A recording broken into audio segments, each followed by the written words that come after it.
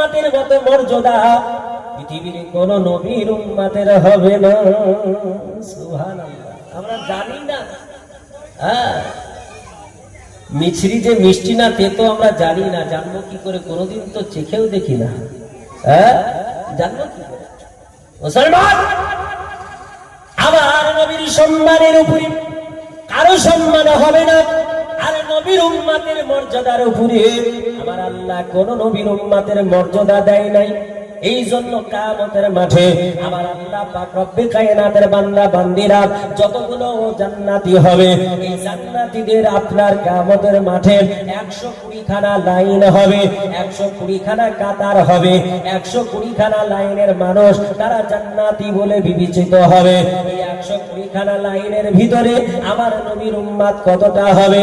আমার নবীকে জিজ্ঞেস করা হলো, ইয়া রাসূলুল্লাহ, ইয়া হাবিবাল্লাহ, নবীজি আপনার উম্মত উম্মতানি কতটা হবে?